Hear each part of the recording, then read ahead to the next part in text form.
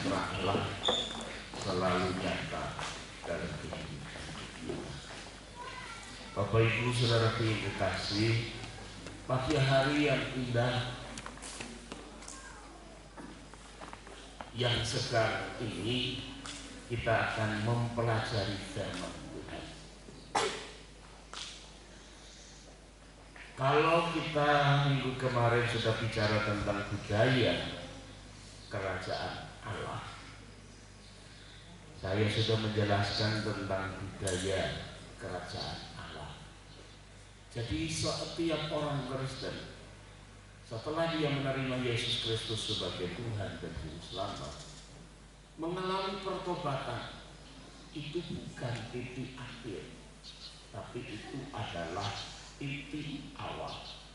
Sehingga kita harus berusaha untuk menanam hal-hal yang positif, hal-hal yang baik di dalam Tuhan. Tapi kebanyakan orang Kristen tidak memahami hal ini. Pikirnya kalau sudah dia bertobat, dia datang ke gereja, semuanya tinggal panen. Nah, apa yang ditanam? Yang dipanen itu hal-hal yang lama, saudara. Yang baru itu baru mulai, saudara.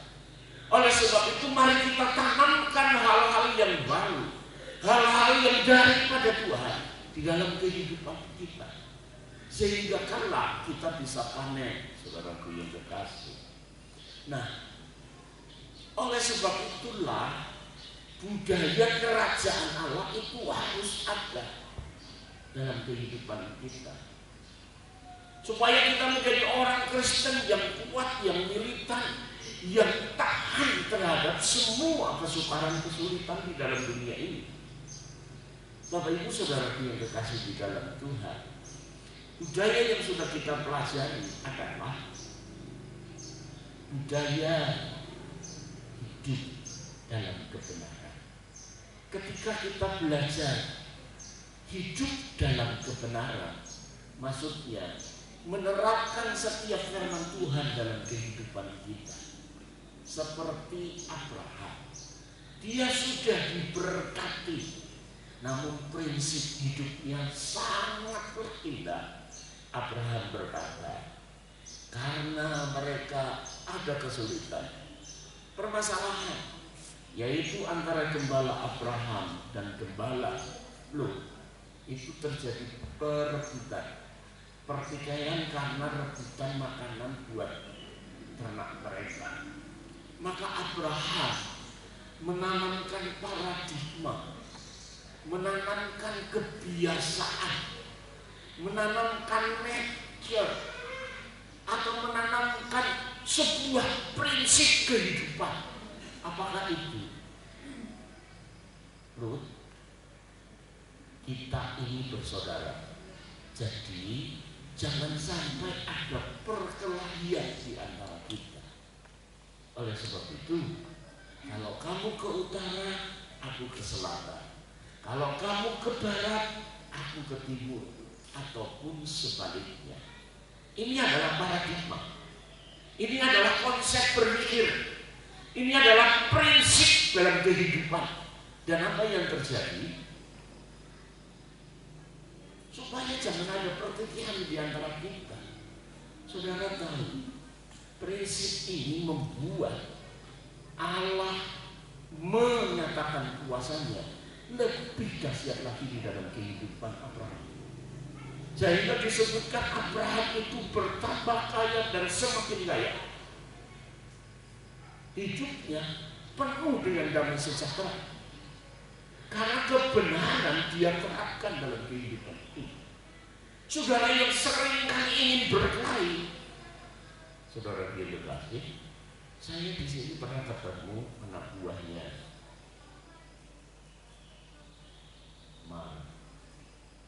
Mario, saudara. Dia akan berborong di Wonosari, sehingga banyak kesulitan kadang muncul, banyak musuh yang muncul. Maka di sini ada tukang gelut yang membantu Mario supaya hal-hal yang orang-orang ingin ganggu takut. Saudara, Satu saat saya ngobrol dengan dia. Saya ditanya, sudah berapa lama di sini dan lain sebagainya, pelayanan di mana. Kemudian saya cerita tentang pelayanan yang jauh di Indo. Berangkat jam berapa? Jam 5, pulang sampai di rumah jam 10. Loh, malam itu pulang? Iya. Saya nggak berani. Tukang gendut juga bisa. Nggak berani. Saya tanya kenapa? Saya takut nanti tengah malam dicegat. Lah siapa yang mau nyegat kamu? Rampok? Enggak. Dia cerita musuh-musuh saya. Ya kok kamu punya musuh di sini? Iya. Banyak orang yang kalau berani macam-macam terhadap proyek dari bosku, aku yang maju. Selesai. Aku siap berantem, tapi aku takut kalau pulang malam. Saudara yang dikasih di dalam Tuhan, kita sebagai orang percaya, jelas paradigma yang Abraham tanamkan berbeda dengan apa yang biasa kita temukan. Amin. Nah, oleh sebab itulah mari kita tanamkan positif firman Allah terjadi dalam kehidupan kita. Ini juga dialami oleh Ishak, saudara. Saudara tahu Ishak kenapa sampai diberkati sampai 100 kali lipat? Bahkan Raja Gerar pun ketakutan. Dia ajak panglimanya untuk berembuk sama Ishak, supaya Ishak dan pengikutnya jangan memiliki keinginan untuk berkuasa di negeri Gerar. Makanya panglima perang Gerar diajak oleh Abimelek untuk berembuk dengan Ishak. Karena Allah memberkati Ishak luar biasa. Saudara dikasih, yang pertama prinsipnya Ishak itu tahu firman Tuhan yang benar. Ishak bersedia mengikuti firman Tuhan dan dengan benar. Dan yang ketiga adalah paradigmanya, hidupnya itu dalam kebenaran. Memang susah hidup dalam kebenaran, saudara. Kenapa? Ketika Ishak dengar firman Tuhan, jangan kau pergi ke Mesir, dengarkan firmanku dan tinggallah di Gerar. Ishak pun tinggal di Gerar. Ishak pun berusaha semaksimal mungkin. Dia mengerjakan apa yang dia kerjakan seperti kepada Tuhan, bukan seperti kepada manusia. Namun apa yang dikerjakannya selalu diganggu oleh orang Gerar. Saya melihat ada sampai 5 kali Ishak itu diganggu oleh Gerar. Dia bangun sumur, dikeduk, sumur yang melimpah-limpah direbut orang Gerar. Sampai beberapa kali kemudian Ishak bergeser. Kira-kira kalau Ishak mau melawan bisa nggak? Bisa. Namun prinsip yang Allah berikan kepada Abraham itu diberikan juga kepada Ishak. Hidup dalam kebenaran. Dan kita tahu, oleh sebab itulah ketika Ishak mau bergeser sampai kedua kalinya tinggal di Berseba, dan Allah menyatakan kuasanya, Tuhan memberkati Ishak secara maksimal. Ini adalah prinsip hidup dalam kebenaran, saudara yang dikasihi dalam Tuhan. Sehingga dia tidak takut kepada siapapun, dia hanya takut kepada Tuhan. Amin. Nah, Bapak Ibu saudaraku yang kekasih di dalam Tuhan, ini adalah budaya kerajaan Allah. Yang kedua yang sudah kita pelajari adalah budaya hidup dalam damai sejahtera. Damai sejahtera Allah yang melampaui segala akal akan memelihara hati, pikiranmu dalam Kristus Yesus. Jadi hidup kita itu biarlah selalu mengusahakan damai sejahtera. Saudara yang dikasih di dalam Tuhan, itu adalah budaya kerajaan Allah. Dan ketika itu terjadi dalam hidup kita, maka budaya ini akan membebaskan kita dari segala ketakutan, akan membebaskan kita dari segala kekhawatiran, apalagi kekecewaan. Kenapa? Karena damai sejahtera Allah itu kita utamakan dalam hidup ini. Bukan keuntungan, bukan keserakahan, bukan kemenangan, bukan posisi, bukan. Tapi damai sejahtera ini yang harus diusahakan terjadi dalam kehidupan kita. Damai sejahtera itu terjadi ketika kita belajar hidup dalam kebenaran dan hidup penuh dengan damai sejahtera. Jangan sampai perkara yang kecil dibesarkan dan kemudian keributan. Perkara yang besar dibakar supaya terjadi peperangan. Tidak seperti itu model orang Kristen. Tidak seperti itu cara hidup anak-anak Allah. Amin.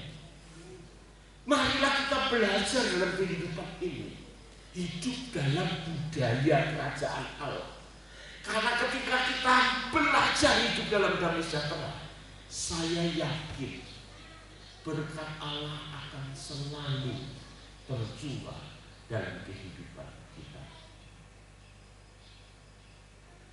Tiada satu pun yang dapat menghalangi berkat Tuhan tercurah dalam kehidupan kita kalau kita belajar hidup dalam damai sejahtera.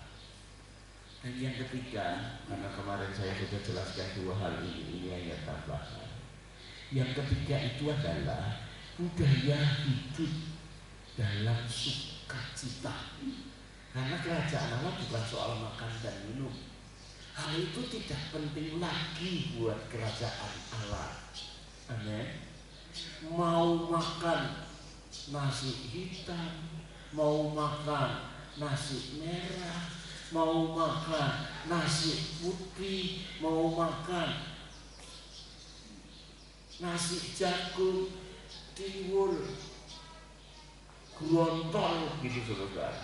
Grontol ya saudara, buat Tuhan tidak masalah. Amin. Tidak ada.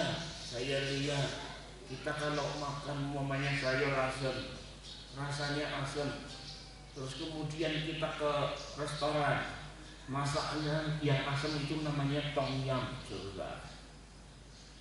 Yang tom yum sehat walafiat, yang sayur asam lemes. Tidak kayak gitu saudara. Ya kan? Tidak ada. Bukan soal makanan, tapi soal hidup sukacita. Ketika kita menanamkan budaya hidup dalam sukacita atau gembira, itu akan memerdekakan kita dan membebaskan kita dari segala kelemahan dan sakit penyakit. Oleh sebab itulah Amsal Sulaiman 17 ayat 22 berkata, hati yang gembira adalah obat yang manjur, tetapi semangat yang patah mengeringkan tulang. Menurut saudara-saudara, kita akan melihat film sederhana, lagu anak sekolah minggu, tapi ada gambarnya. Nanti saya akan tanya, menurut saudara analisamu seperti apa sih? Gitu. Siap ya? Sudah siap lagunya? Firman Tuhan sudah mengatakan hati yang gembira adalah obat yang manjur, tetapi semangat yang patah mengeringkan tulang. Ya, suaranya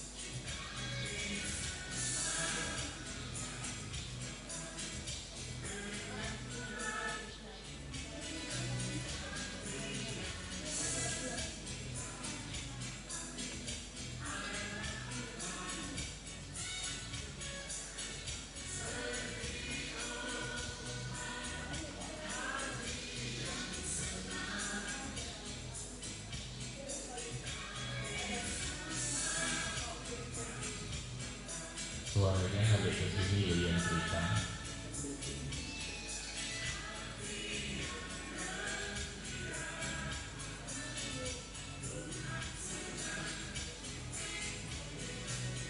Tulisannya tanpa Yesus. Yang sebelah kiri, yang sebelah kanan bersama Yesus. Tanpa Yesus lemas tak berdaya, bersama Yesus semangat dan ceria.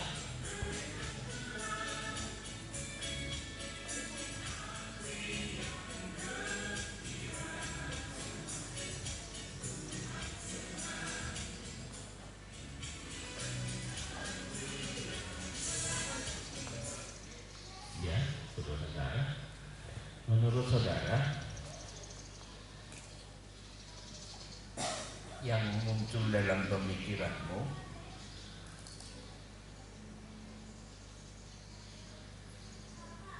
itu yang sebelah kiri itu tanpa Yesus tadi gimana? Apa?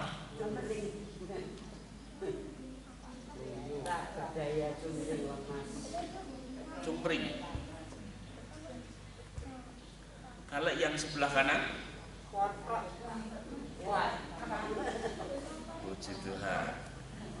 Terus yang lain yang muncul dalam pikiran, yang sebelah kiri, apa?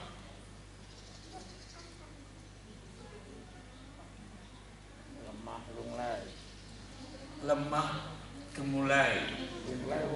Hah? Lunglai. Oh, lunglai. Lemah lunglai. Yang sebelah kanan Semangat. puji Tuhan. Ya. Jadi kalau kita jadi orang Kristen, hatinya nggak gembira, itu seperti yang sebelah kiri. Harusnya atau sewajarnya kita sebagai orang Kristen seperti yang sebelah kanan. Amin. Kemudian ada analisa yang ketiga, yang sebelah kiri.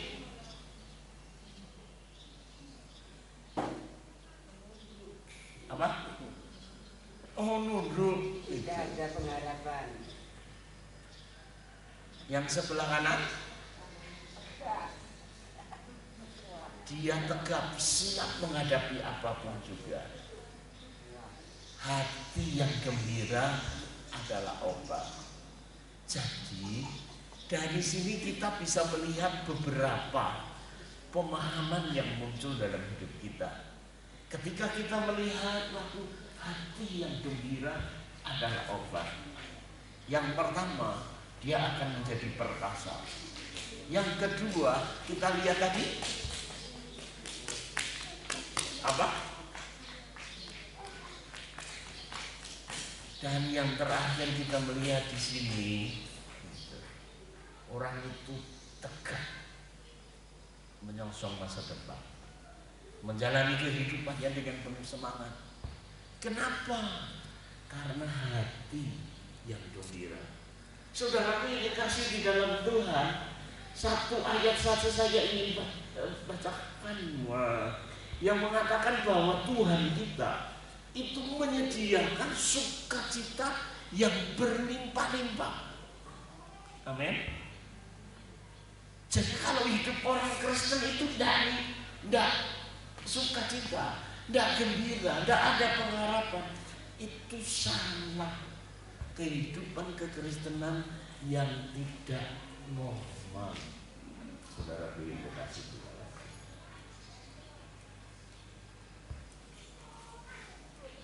Bahkan Yesus berjanji dalam Yohanes pasal 7 ayat 38 sampai 39 yang berkata demikian, barang siapa percaya kepadaku. Saudara percaya kepada Yesus, tetapi catatannya yang seperti yang dikatakan oleh kitab suci. Jadi bukan seperti apa yang engkau anggap itu benar, seperti yang dikatakan kitab suci. Dari dalam hatinya akan mengalir aliran-aliran air hidup.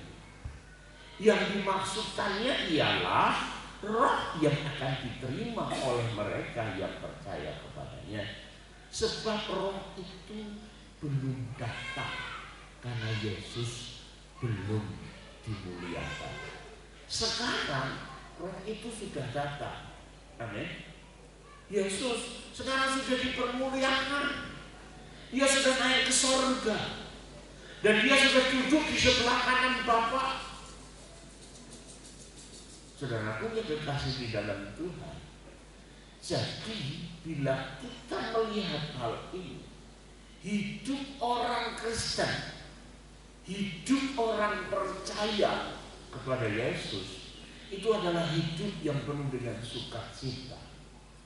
Bahkan dari sukacita itu akan muncul hal-hal yang indah, hal-hal yang menyukakan akan kehidupannya. Apa yang tidak diduga akan terjadi dan nyata mendatangkan sukacita. Saya lihat pengalaman dari tiga orang Majus, penuh tanda tanya, tapi kembali dengan sukacita. Amin. Saya melihat tentang Maria, ibu Yesus, walaupun banyak serangan sindiran dan macam-macam, tetapi hati Maria menyimpan perkara-perkara yang dari Tuhan, sehingga sukacita itu selalu ada dalam kehidupannya. Memang banyak hal yang terjadi dalam kehidupan ini, tetapi percayalah, ketika kita menyimpan firman Allah dalam hidup kita, sukacita itu akan datang dalam kehidupan ini. Nah, Alkitab lebih banyak menceritakan tentang sukacita daripada kebahagiaan. Banyak orang itu memburu kebahagiaan daripada sukacita. Ya baik.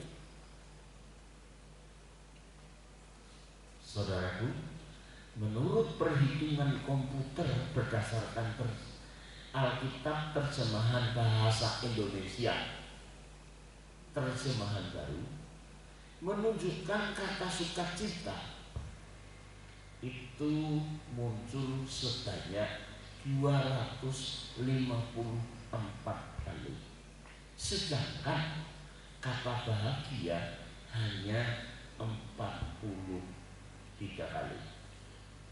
Namun berdasarkan Alkitab Bible English Standard Version atau ESV, dihasilkan di komputer, sukacita itu muncul 199 kali, bahagia hanya 13 kali.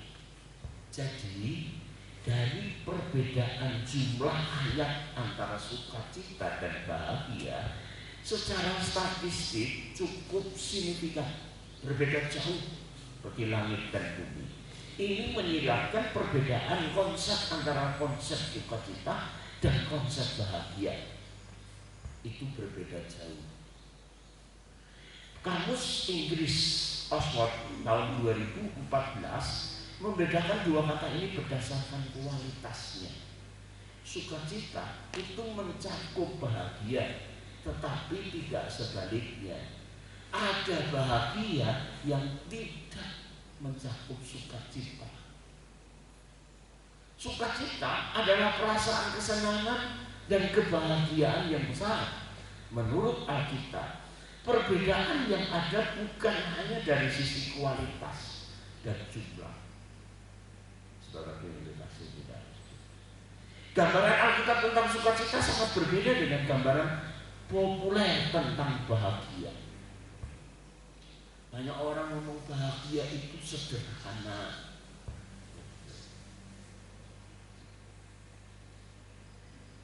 Pengen nasi pecel, dapat nasi pecel. Itu bahagia atau sukacita? Halo? Bahagia. Itu sukacita, saudara. Karena menurut kamus, bahagia itu harus meliputi 3 hal, saudara. Yang pertama senang, yang kedua kecukupan, yang ketiga tidak ada sakit penyakit. Sukacita itu sederhana sebenarnya, saudara. Lagi ngelak, Tuhan berikan es degan, pas cocok, saudara dikasih. Itu sukacita, bukan bahagia. Nah, di sini saudara ada juga sukacita.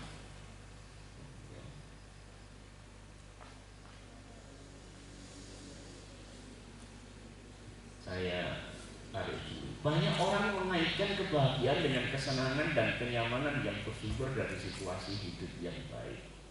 Tidak heran kebahagiaan dipandang sebagai antoni. Antoni itu apa? Berlawanan dari kesusahan. Namun menurut konsep Alkitab tentang sukacita tidak demikian. Saudara, sukacita bukan lawan dari kesusahan hidup. Orang percaya tetap dapat bersukacita di tengah berbagai ujian hidup yang menyulitkan. Kita bahkan bermegah di dalam penderitaan menurut Roma pasal 5 ayat 3. Jadi saudara yang dikasih di dalam Tuhan, di tengah kesulitan, kesukaran, itu ada orang yang dapat bersukacita.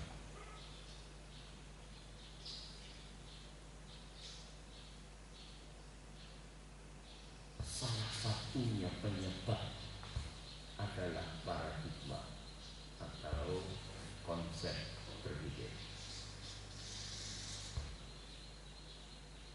Beberapa saat yang lalu saya diberitahu sama Ustaz,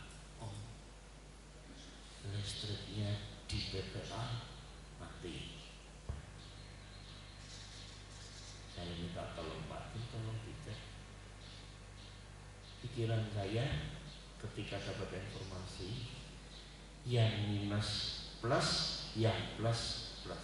Jadi pakai tes pen, colok di kontak, yang satu merah, yang satunya merah. Pemikiran saya, aduh ini berarti ada yang nyaring, ya kan? Yang harusnya ke minus jadi ke plus, saudara. Nggak tahunya konsep pemikiran saya dalam hal listrik ini keliru, saudara.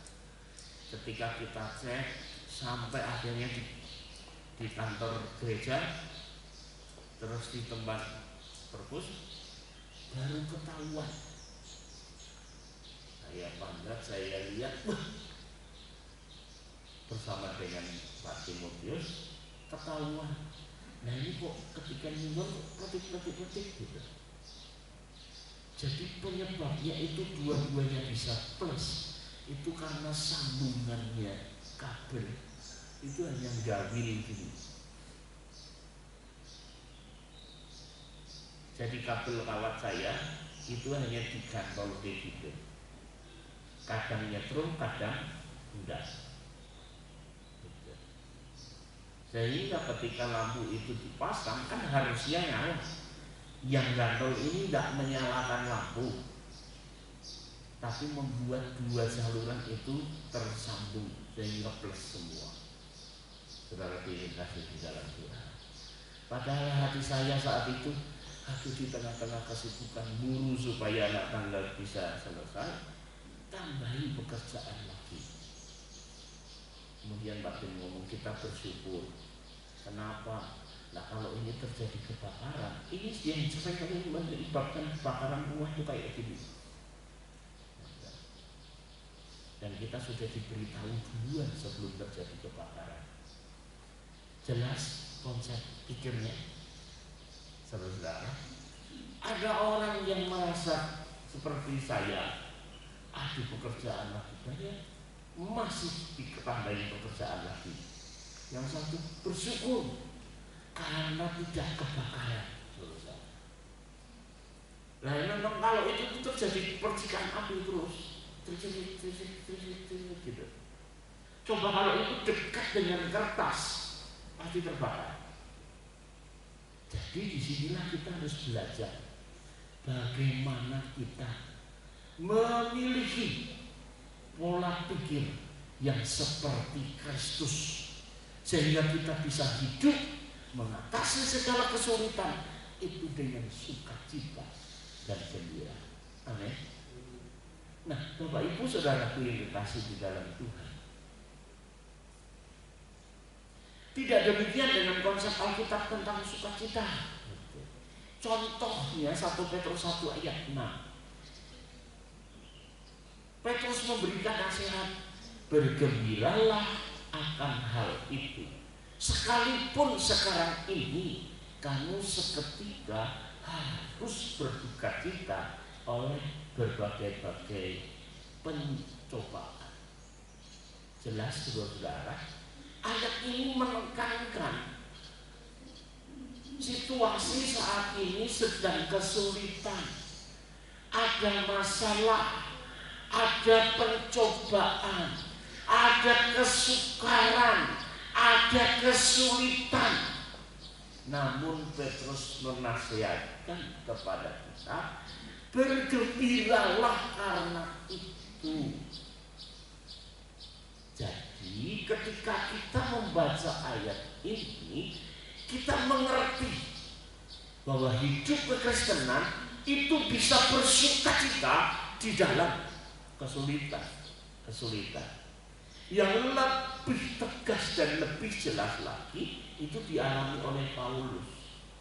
Paulus dalam kitab 1 Korintus 6 ayat yang ke-10 berkata, Paulus malah mengucapkan sebuah paradoks. Paradoks itu berlawanan. Apakah itu? Sebagai orang yang berduka cita, namun senantiasa bersuka cita. Inilah keunikan sukacita orang Kristen, orang percaya. Seringkali banyak orang menemui kehidupan ini sulit, suka, dipikirin nggak bisa. Reaksi kita gimana? Udahlah, kita tinggalkan, cari yang mudah. Ya banyak. Namun ketahuilah, hal yang sulit itu akan membuat kita menjadi istimewa. Ya banyak. Karena orang lain menghindari, kita menekuni. Sehingga orang lain hanya bisa biasa-biasa saja, tapi keterampilan kita akan menjadi istimewa. Amin. Nah, disinilah kita melihat perbedaannya. Pola pikir, sikap kita yang menjadikan kita sebagai orang Kristen itu Allah latih sedemikian rupa. Jika memang sukacita orang percaya begitu luar biasa seperti itu, ya, pola pikirnya seperti itu, mengapa ada banyak orang yang mengaku Kristen, rajin beribadah, tetapi hidupnya terbelenggu oleh kesedihan, kekecewaan, dan kepahitan? Berarti ada yang salah. Saudara, bagaimana menikmati sukacita yang sejati? Saudara yang dikasih di dalam Tuhan, itu tadi baru menjadi terampil. Jadi kalau saya lihat Ishak kesulitan bertubi-tubi ketika melakukan firman Allah, berkatnya dari Tuhan itu semakin besar.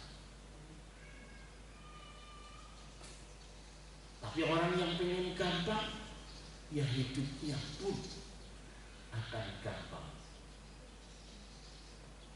tidak mendapatkan keistimewaan.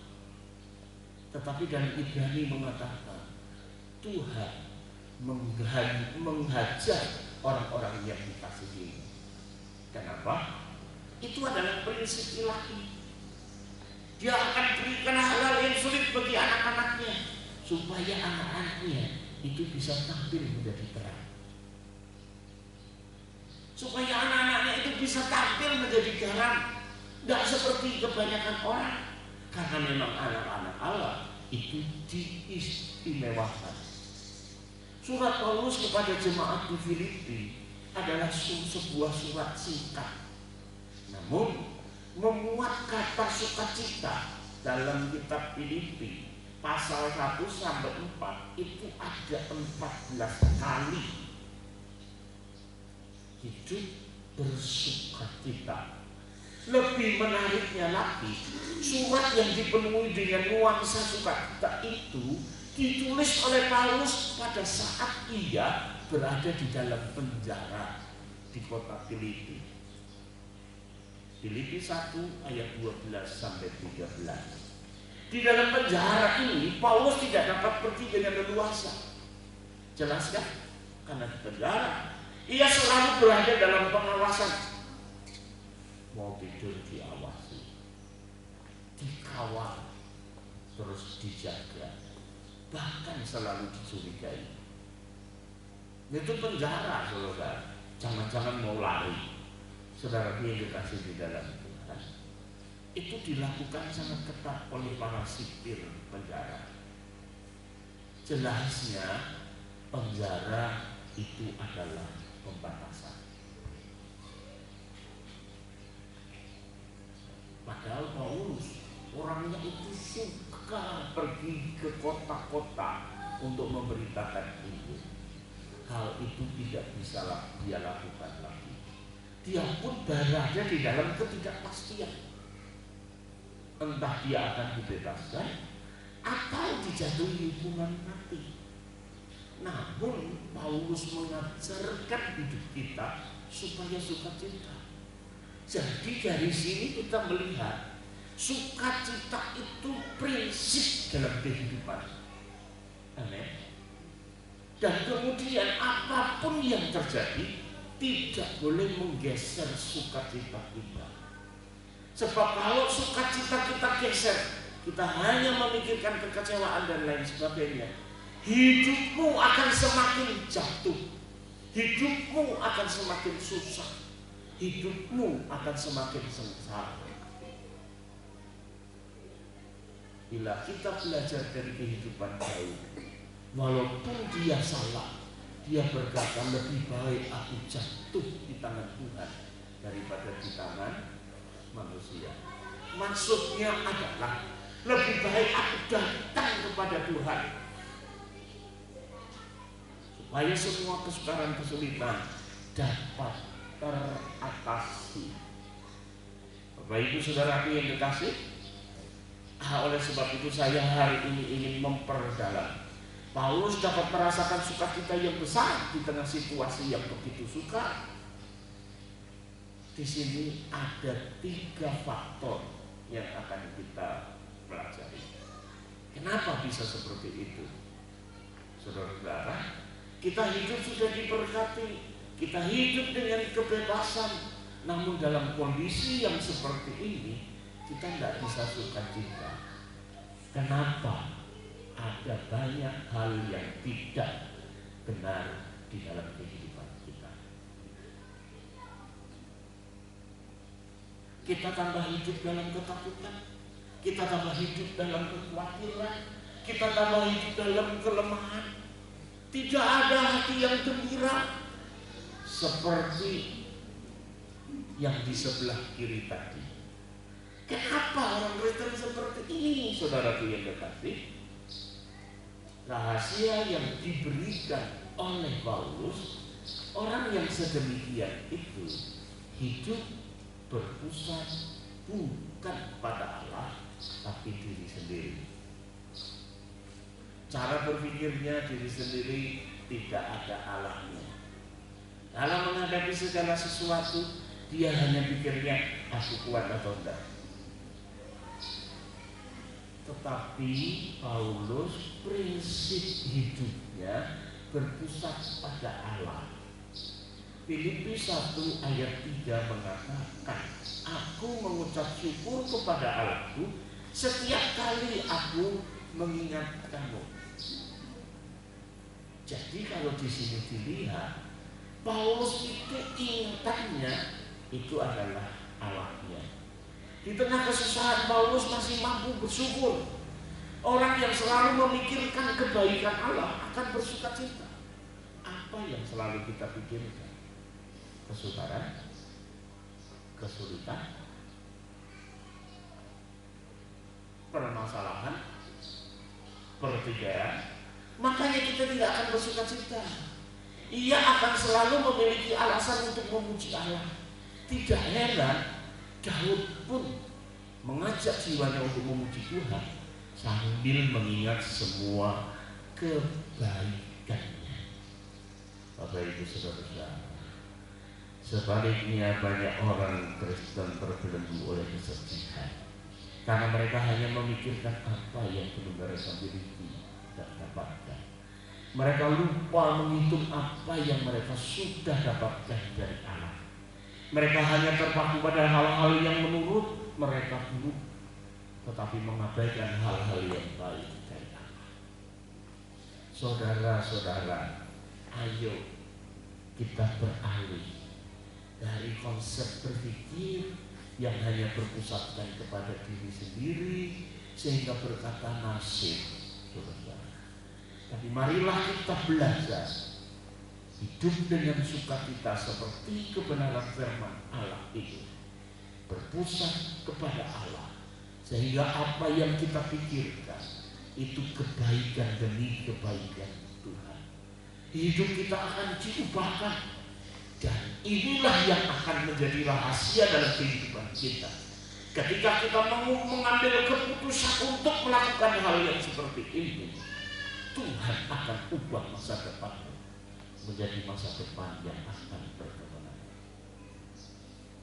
Kalau selalu seperti dulu, tidak mungkin kita bisa berkemenangan. Saudaraku yang dikasihi,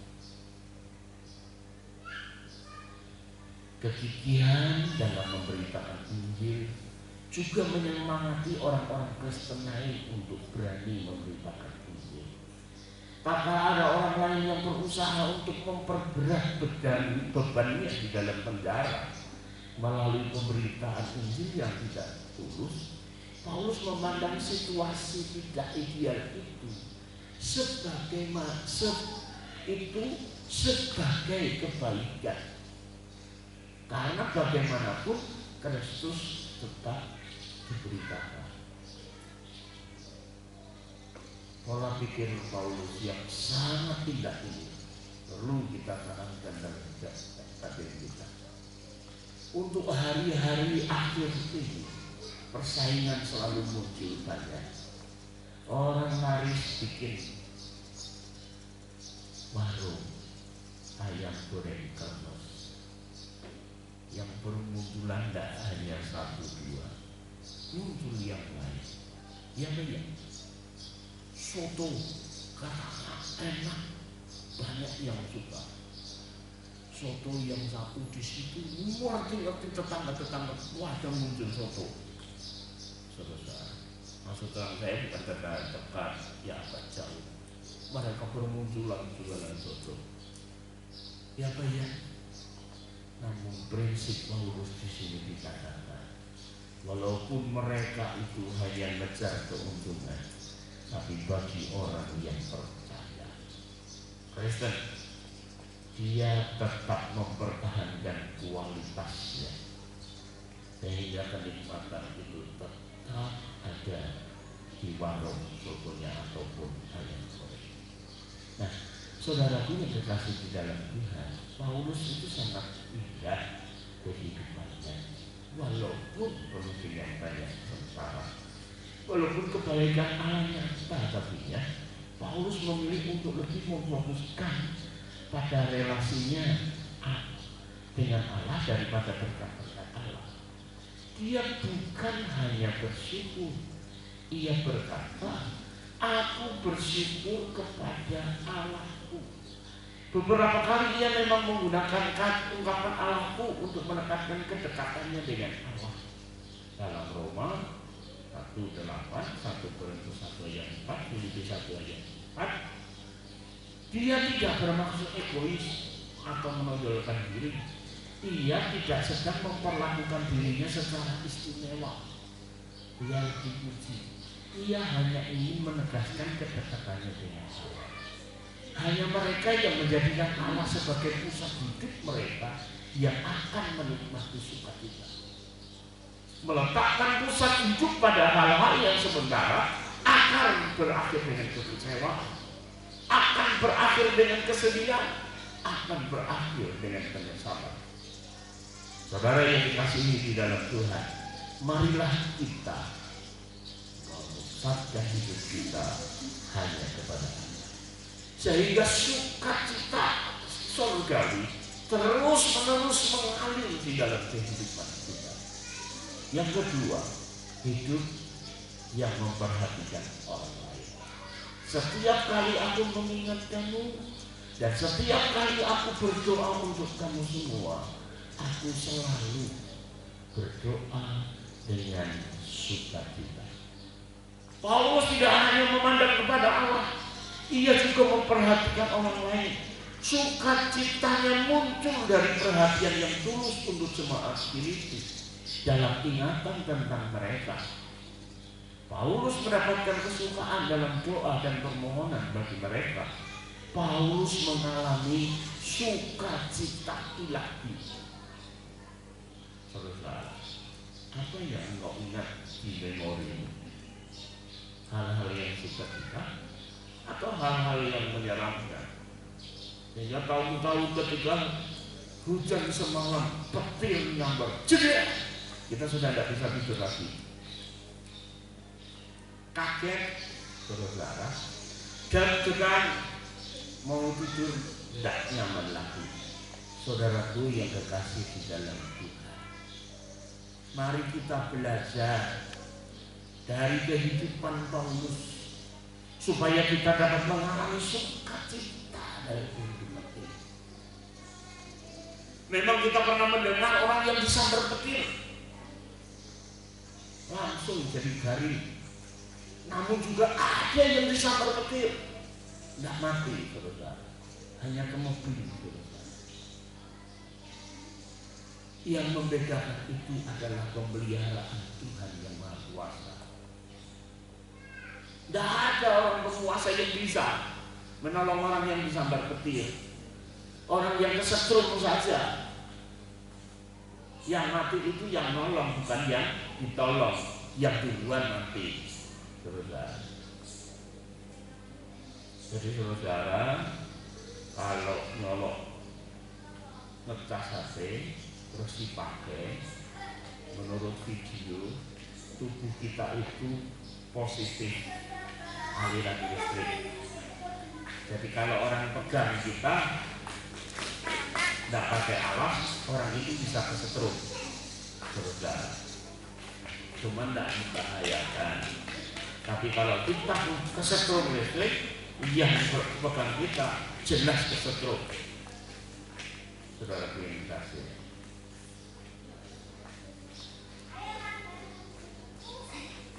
Yang menarik di bagian ini adalah kemunculan kata pas atau semua sebanyak 2 kali dalam ayat 3b. Secara hurufiyah berbunyi, aku bersyukur kepada Allahku atas semua ingatan tentang kalian. Selanjutnya dikatakan, selalu dalam doaku untuk kalian semua, aku memohonkan dengan sukacita. Jadi Paulus mensyukuri setiap ingatan tentang jemaat Filipi. Bukan hanya untuk beberapa orang, melainkan untuk semua. Poin ini jelas menarik. Tidak semua ingatan tentang gereja di Filipi adalah positif. Namun Paulus bisa berpikir secara positif.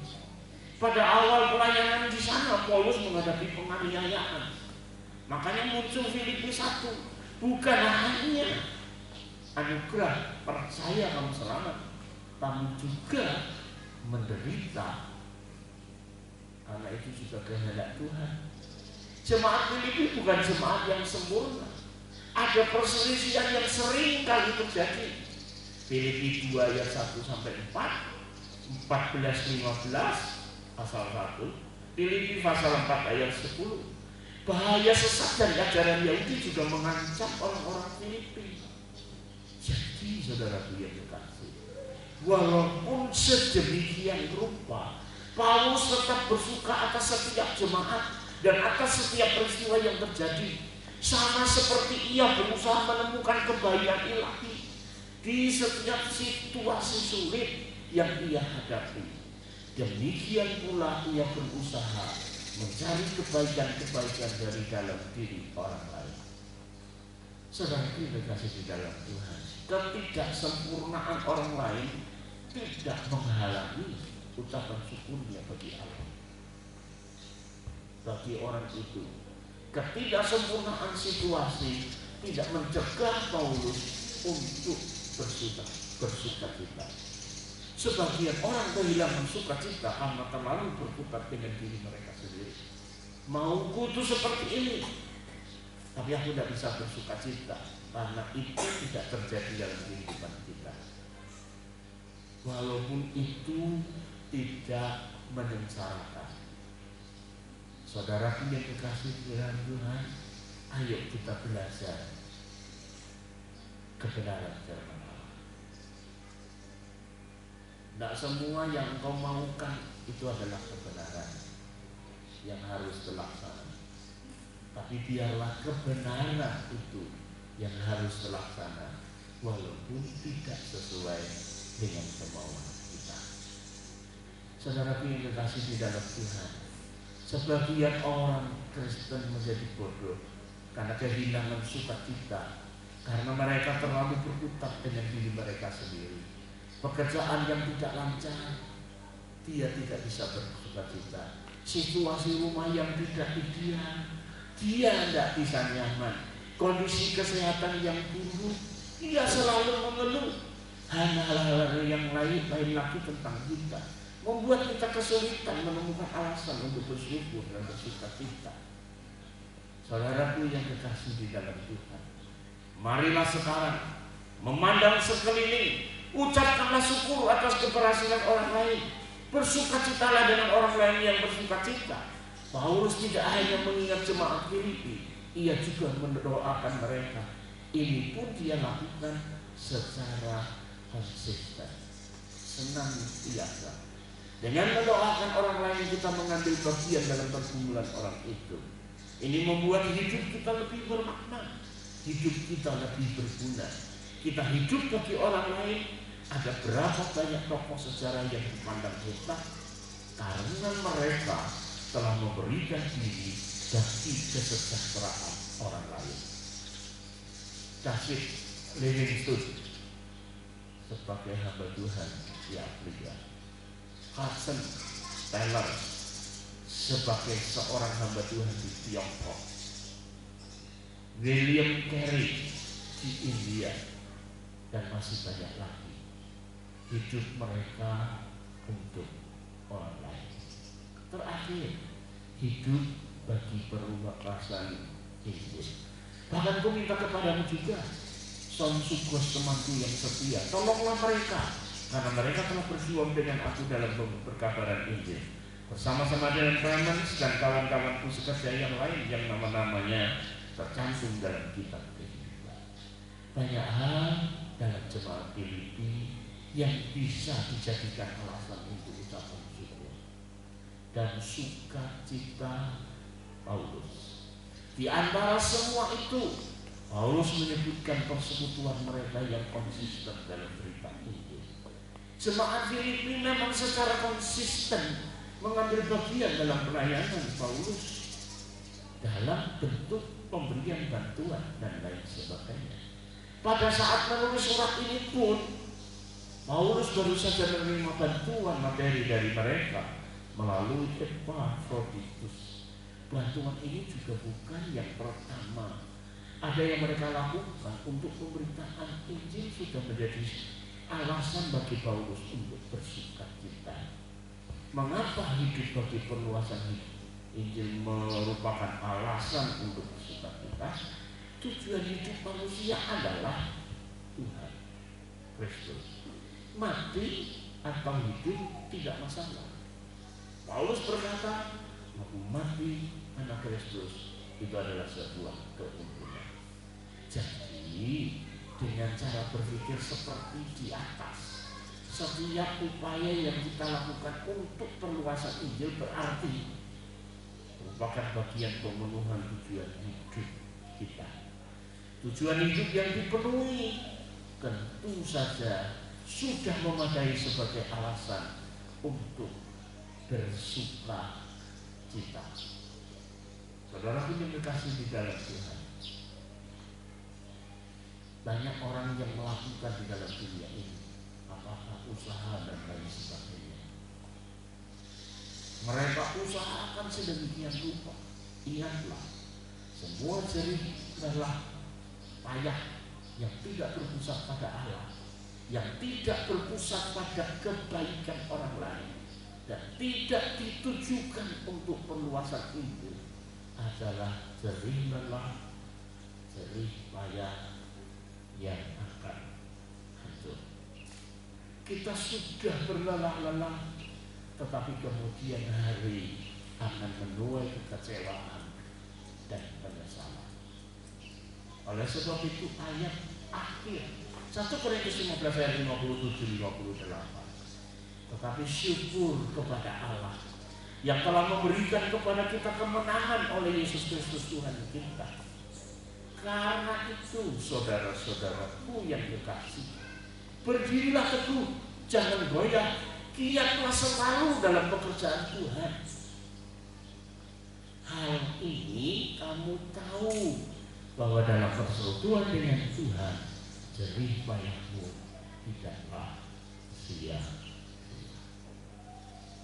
Pendiri Nokia adalah pendiri yang berusaha. Nokia nomor 1 di dunia. Sekarang Nokia tiada. Ya kan? HP Nokia, saudara tahu? Tahu ya? Sekarang banditnya di mana? Lenyap pakai di dalam bumi. Padahal membantu banyak orang, tapi bukan di dalam Tuhan. Kiranya Tuhan memberkati. Mari kita akan berdiri, kita akan nyanyikan satu lagu, Roh Kudus hadir